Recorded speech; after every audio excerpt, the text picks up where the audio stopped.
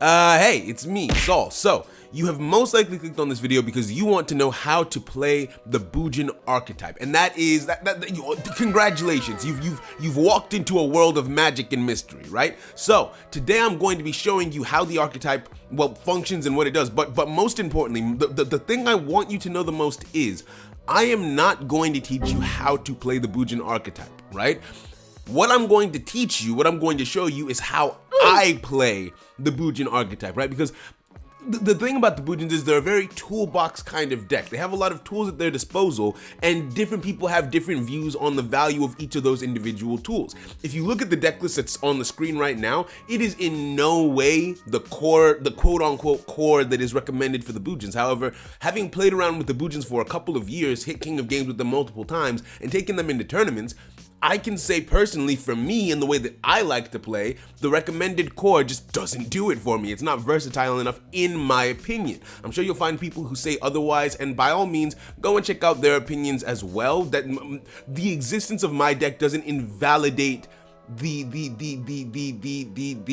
stutter when I'm excited. It doesn't invalidate theirs, all right? So, we're gonna get right into it. I'm not gonna waste too much of your time. We're gonna go into the core plays, the core cards, the cards you wanna see in your opening hand, and the explanations of everything. Now, if you wanna learn how I built my Bujin deck, there's another video on the channel which is about how to build the Bujin deck. I have another video that explains what cards make up the archetype if you don't understand any of the effects, because I'm going to go into this video assuming you've watched those ones and know what each of the cards says. Now, this is going to be about how you apply those effects in practice, so let's jump right into it. Okay, so we're going to start with what I in my Bujin strategy, what one of the most essential cards is, Ties of the Brethren. Now, this isn't a one-card combo, it's a two-card combo, but in fact, no, it's not.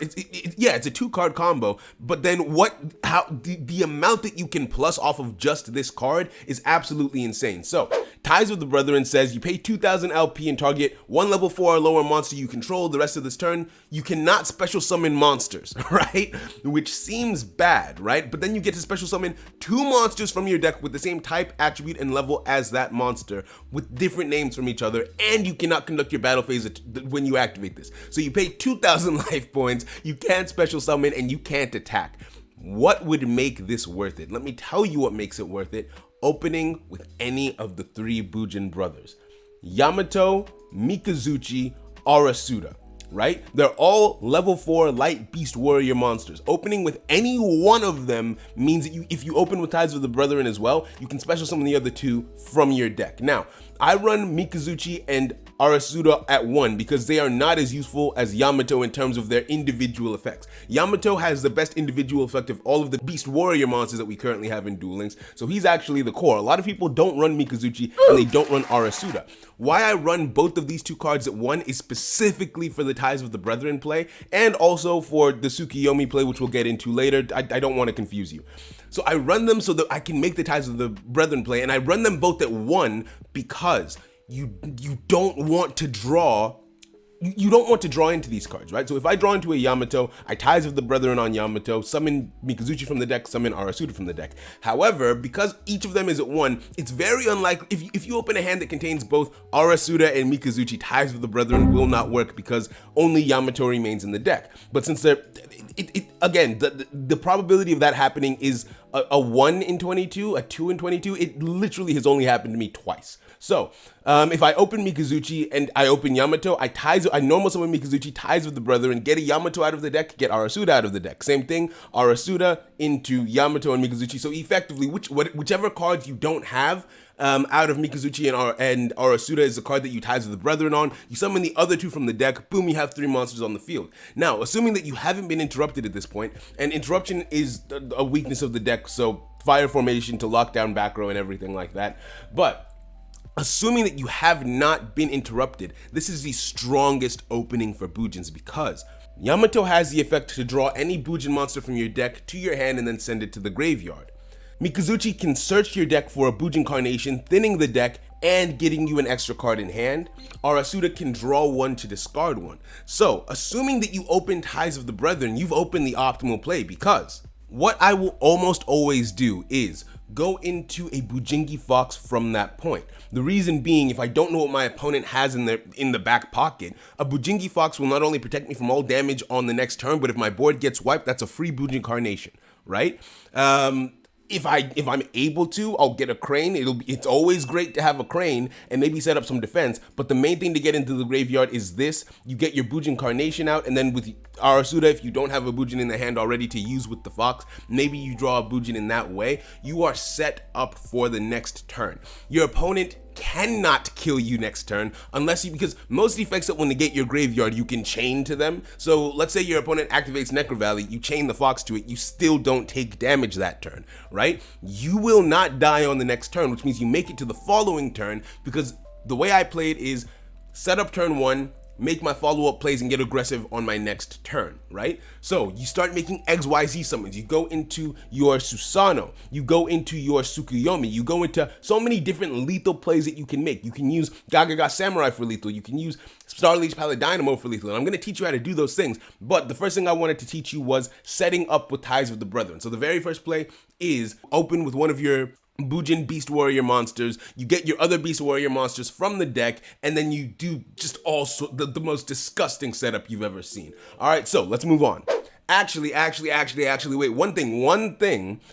Ties of the Brethren doesn't just work on your Bujin monsters. It also works on your Bujingi monsters because these are all beast monsters, light level 4, different names.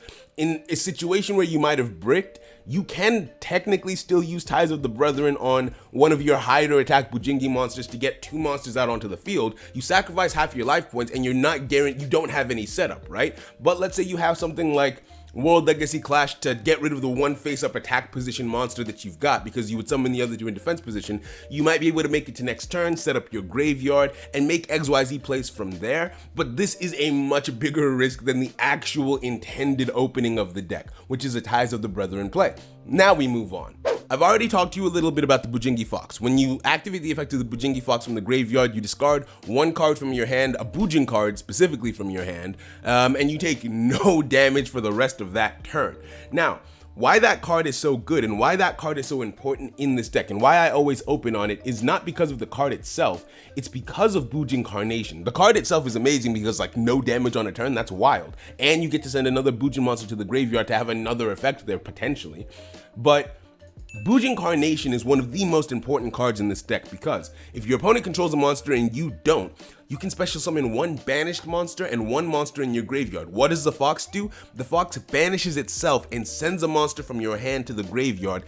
1 Fox makes it so that you can special summon 2 monsters. So the Fox has just saved you from all damage in a turn, set up your graveyard, and made it so that you now get to +1 by special summoning 2 monsters using just 1 card being Bujin Carnation. Right? So you get to you special summon 2 monsters because of the Fox, and you can immediately XYZ summon into one of your Beast Warrior monsters, right? It's actually not limited, you're not limited to just summoning Bujin monsters. Like if I wanted to, I could Bujin Carnation into a Diamond Direwolf. More often than not, you're not going to be doing that, but it's something you can do. So the Fox is so important because of how it ties into Bujin Carnation. So Fox into Bujin Carnation is one of the best things you can do in a situation where I don't know, maybe your board is clear, you just don't have a plan. Let's say you have not been able to draw a Beast Warrior Bujin monster to get your plays going or something, right?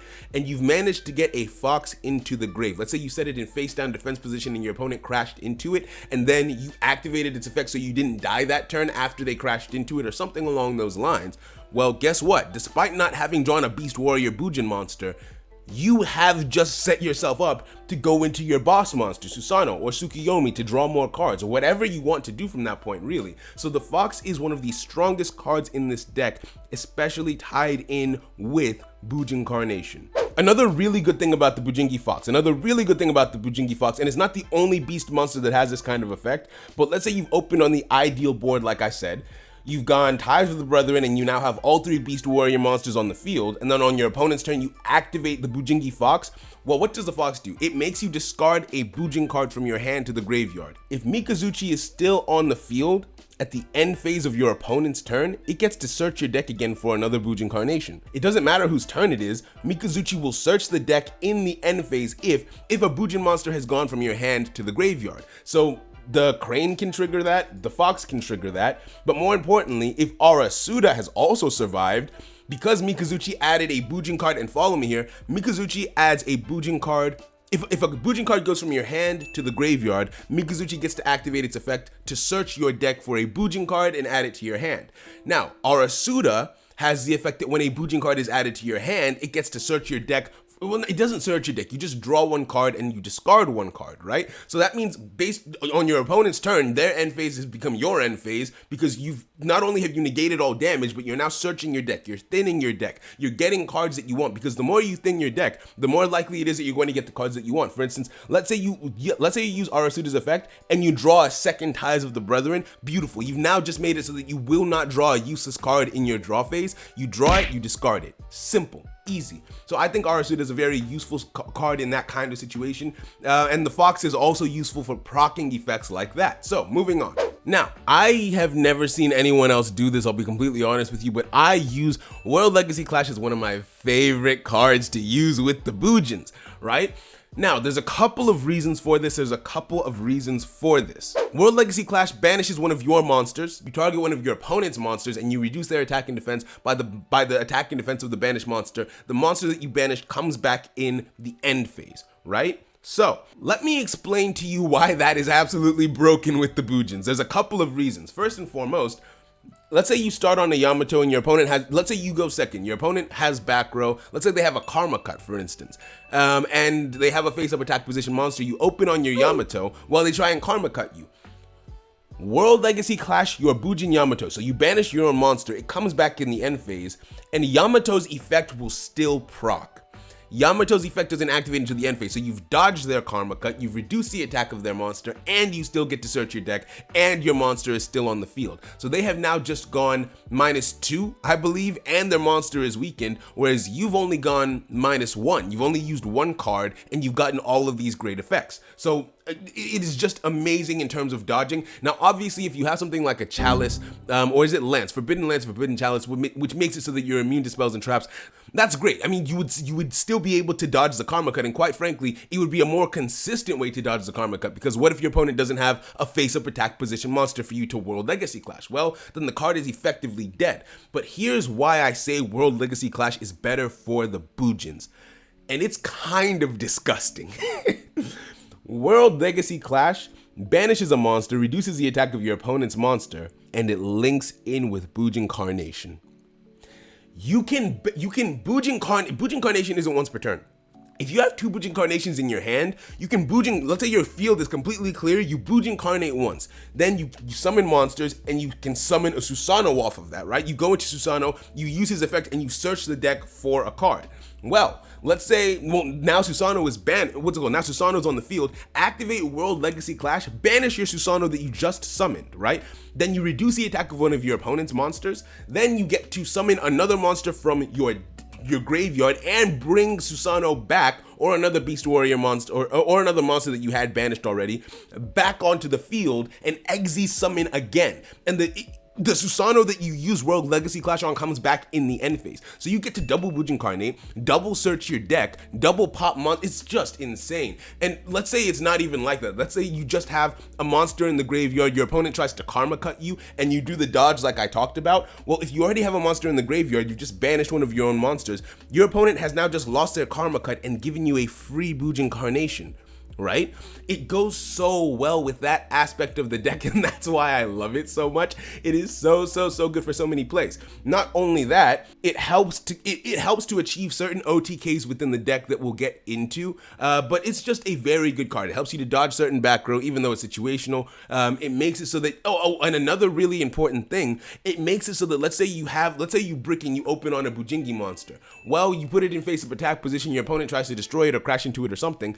Well, just banish the monster, right? Banish your own monster, reduce your enemy's attack so you don't die on that turn, and you get your Bujingi monster back in the end phase. Normal summon a second Bujingi monster, boom, you've got an XYZ summon. So it helps to facilitate that as well. So in my opinion, it's just a lot more versatile, it's a lot more fun within the deck, and that's why I run it. Okay, so moving on. Next, we have a strategy that I call the Bujin double jump. I don't net deck, right? I play test, I strategize, I figure out how I want to make my deck stronger and faster, learn about the cards, see what makes the most consistent strategy within the archetype that I'm currently using, right? So, in my playtesting with the Bujins, what I found was that in the XYZ era, they were struggling to go. There were a lot of decks that were centered around graveyard negation because so many decks use a graveyard. Noble Knights use a graveyard.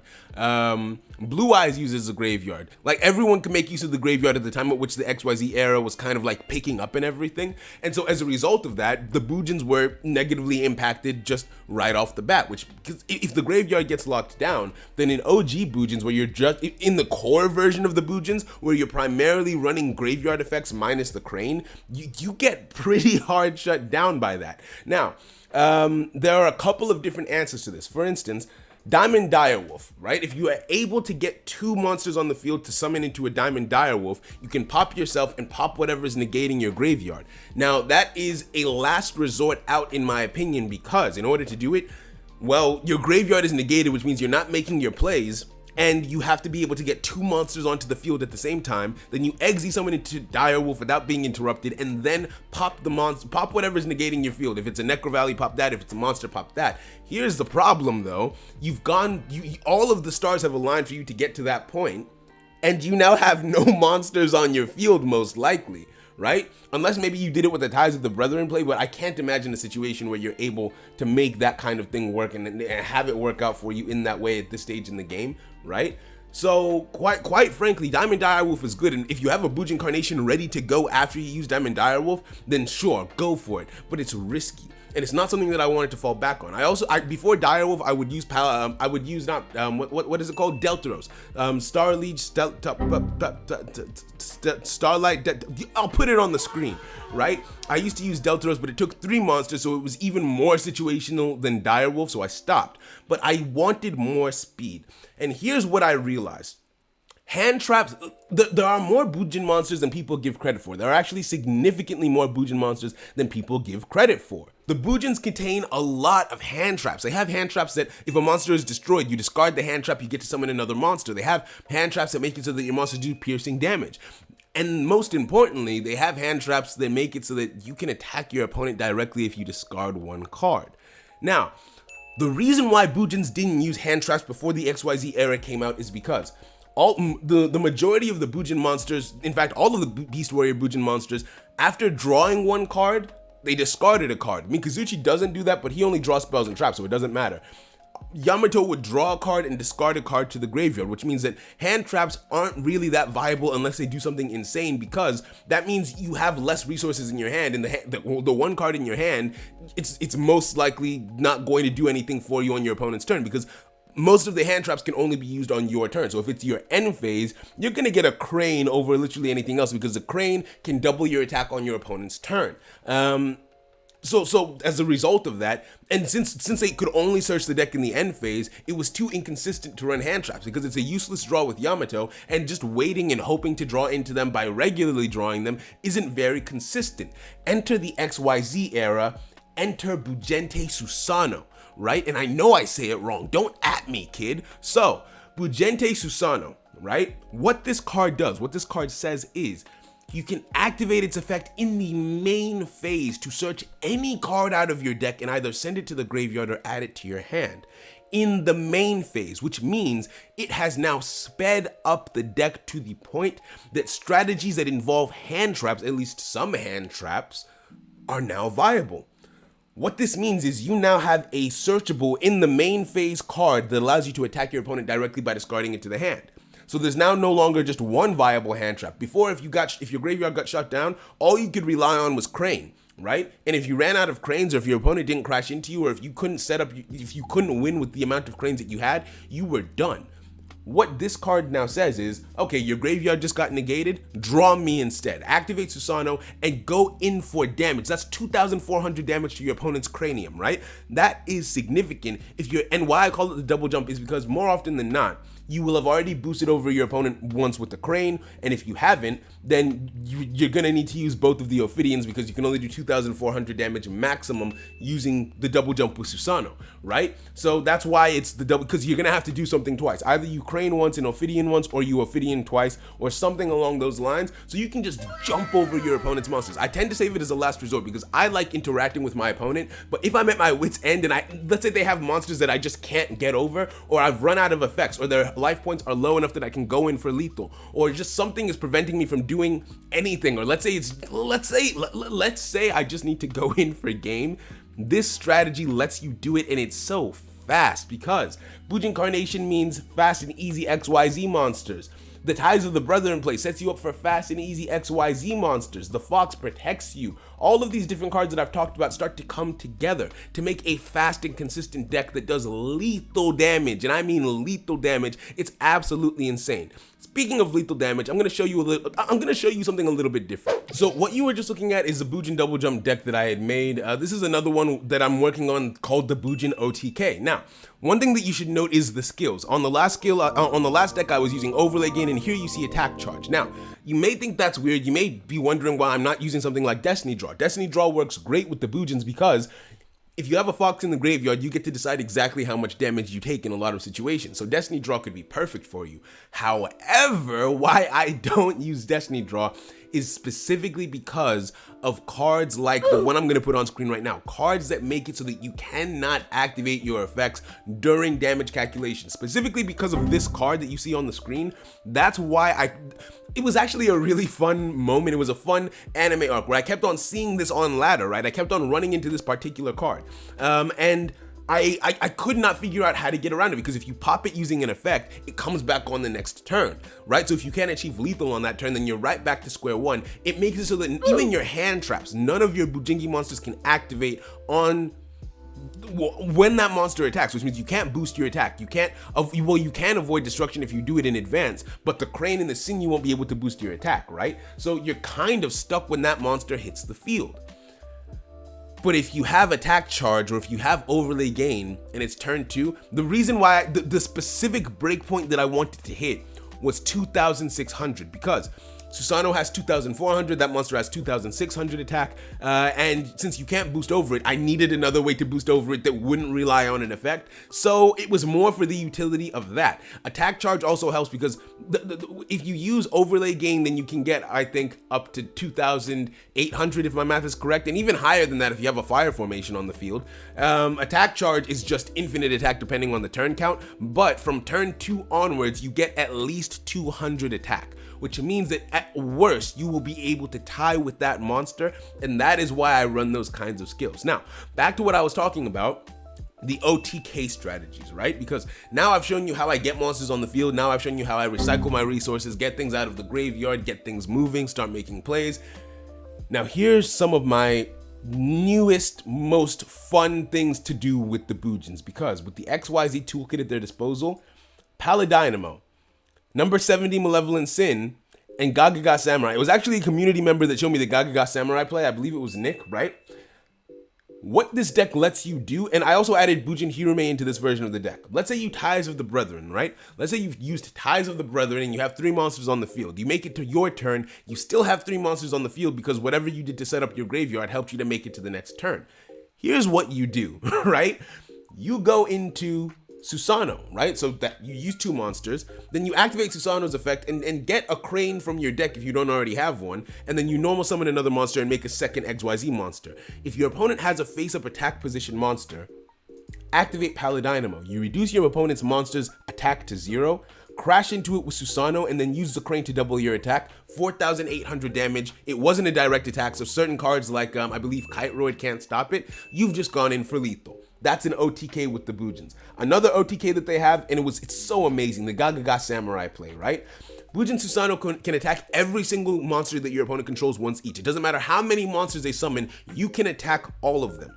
So imagine this.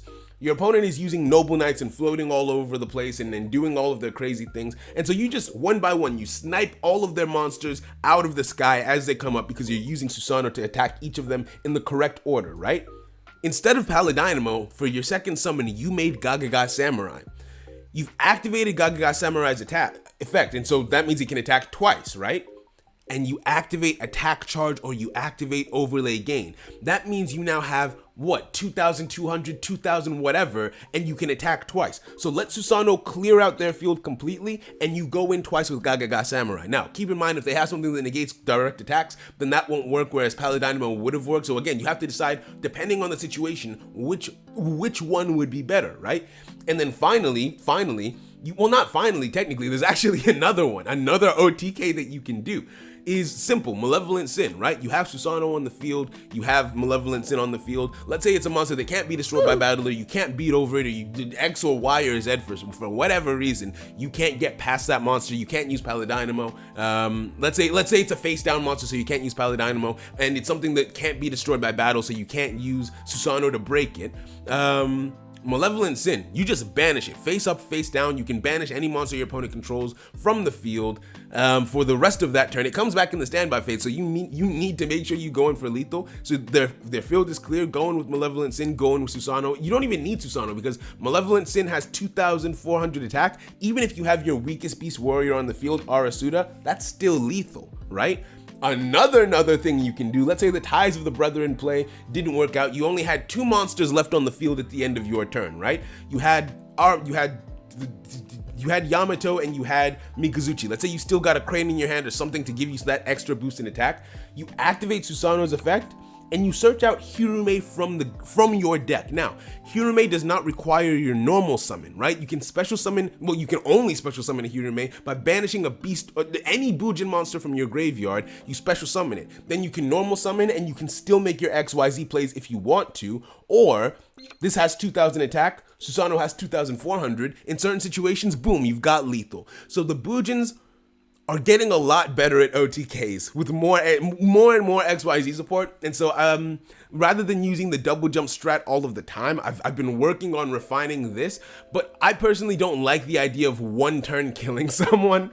So that's why this deck is just one that I'm running, I'm figuring out the kinks of, but it is an option and it's a powerful one. It's a pretty powerful one that could be fun. It could be useful, so I decided to share it in this video. So let's keep going. Now, there's one more card I want to talk about, and it's Bujin Intervention. I have not been able to get this play to work, but maybe you can, right? This card is amazing. This card is amazing, but I haven't been able to figure out how to make it work. You target one Bujin monster on the field, and it gets this effect.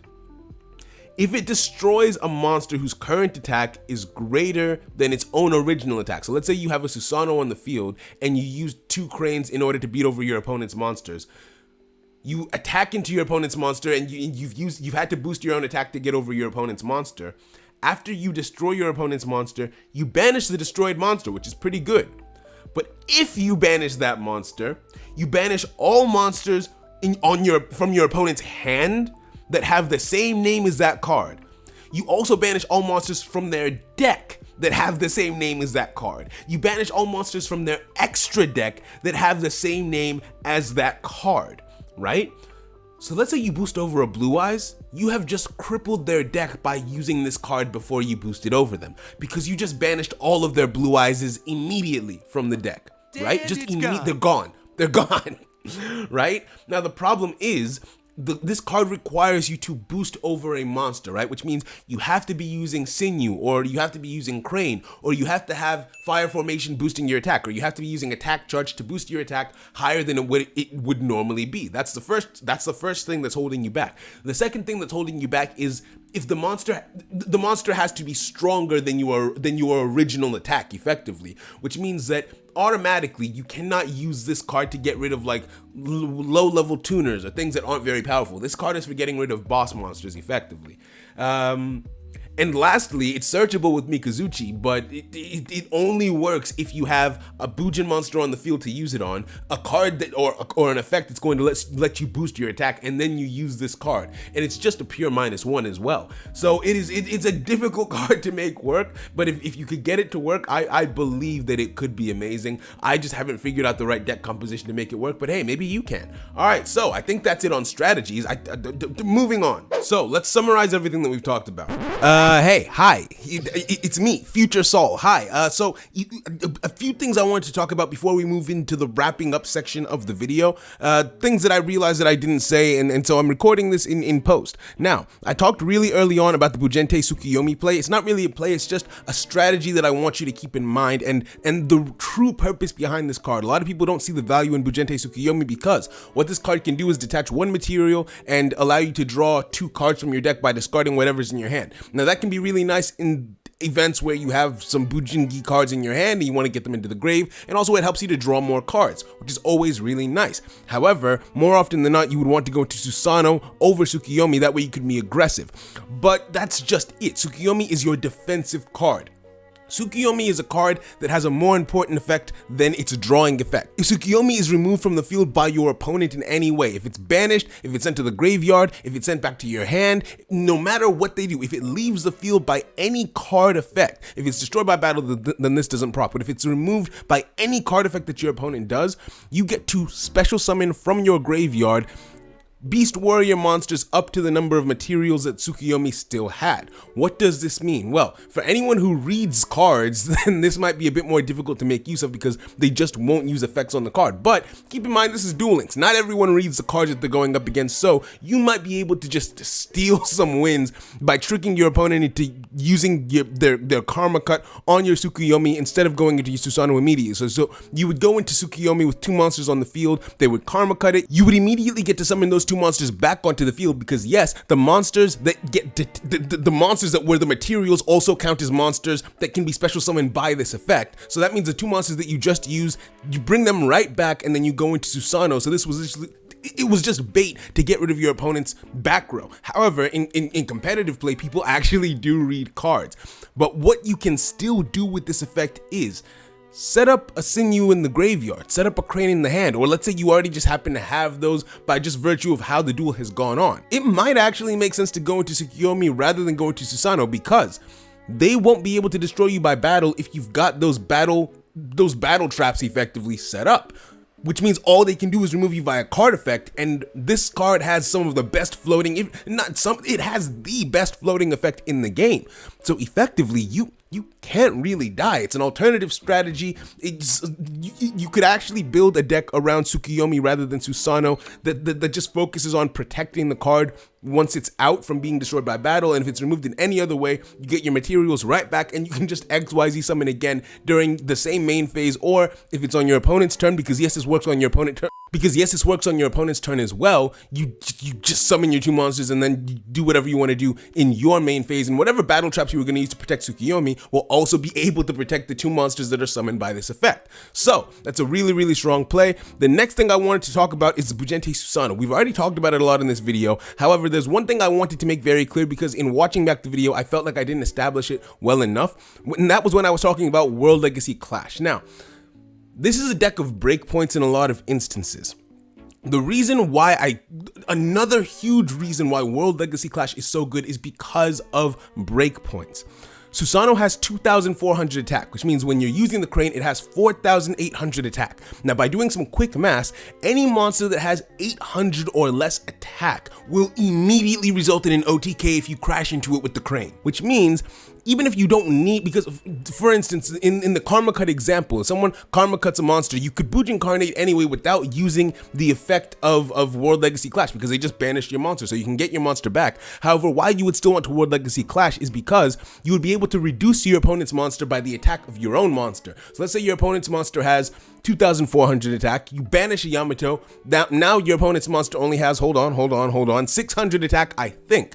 So when you go into that Susanoo now, you search out a Crane from your deck and you immediately have lethal. So World Legacy Clash helps you to reduce your opponent's monster's attack, that way you can reach the breakpoint of lethal using Susanoo. Susanoo is the only Bujin monster who can reach lethal in this way because it's the only Bujin monster that has over 2,000 attack that matters anyway. Hirame can do it technically speaking, but then you would have to get to a flat 0, and then the other XYZ monster that they have can also technically do it, but don't use that card.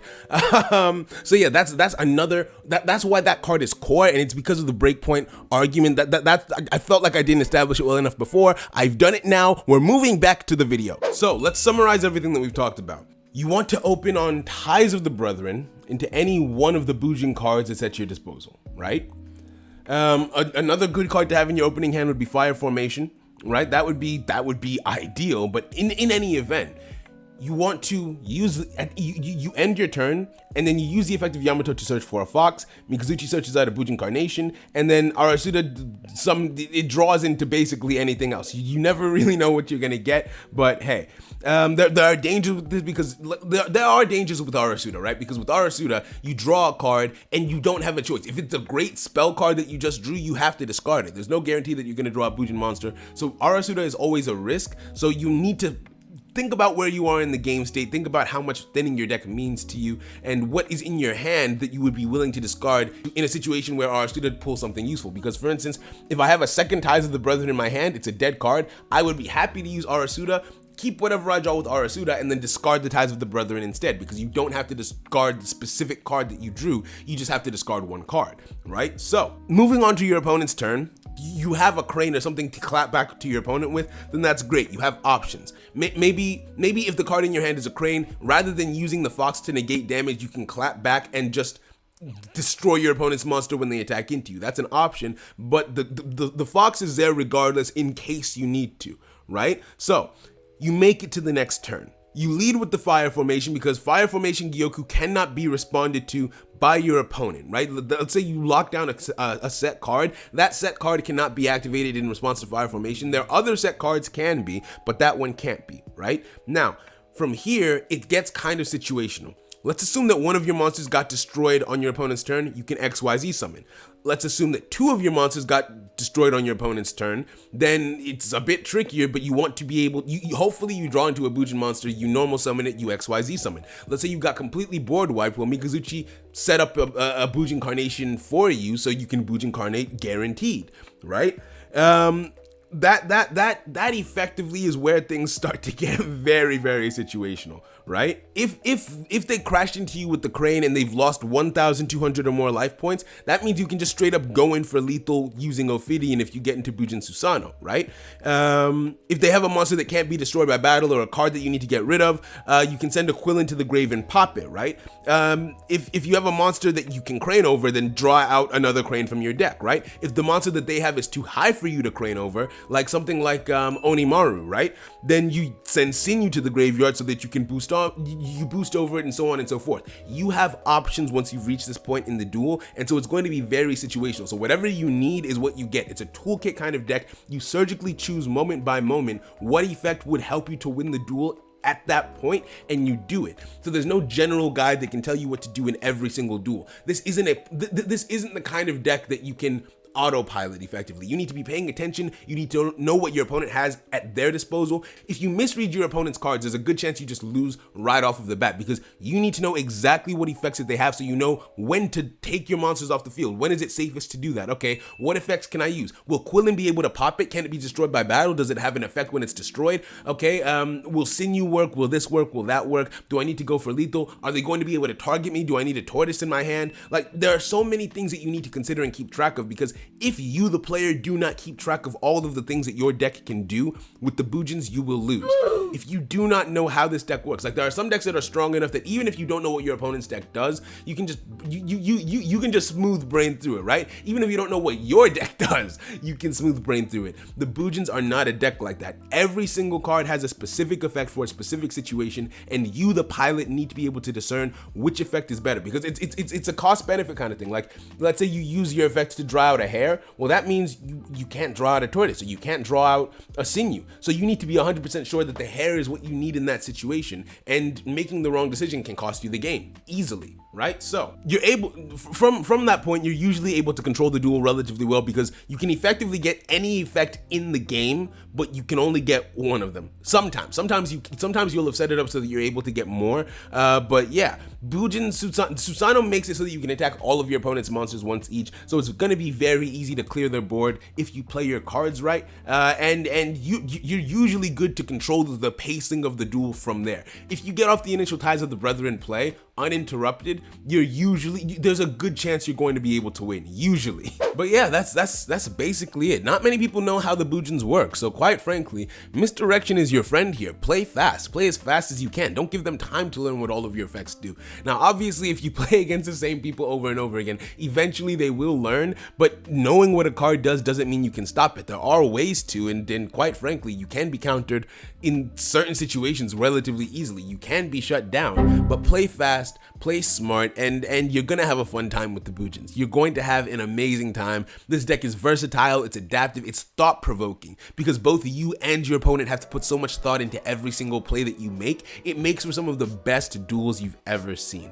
So I'm pretty sure that's everything from me. Those are the core strategies, the core plays that I like to make using this deck, the core things that you can do to bolster your plays, bolster your strategies. Like I said at the beginning, keep in mind there are other versions of this deck that other people have built, that other people play, that other people recommend and stand behind. The fact that I play mine like this does not mean that I think that those versions are terrible. Like, some people run a 30 card version of the Bujins where they try and mill as many cards as possible. If you want to do that, then the card that you get from Axel Brody's level 40, let me show it to you. Right, Volcanic Wall. Volcanic Wall makes it so that you can just mill the top 3 cards of your deck to the graveyard every single turn. It's a continuous spell. So like a mill version of the Bujins would be really good. Some people use Neos Fusion with the Bujins, and it's actually really good. In one version of my deck, I use it too. You combine the Bujins with Neos, you get big monsters on the field for free, and you're sending monsters to the graveyard. There are so many different ways to build this deck, and I love it.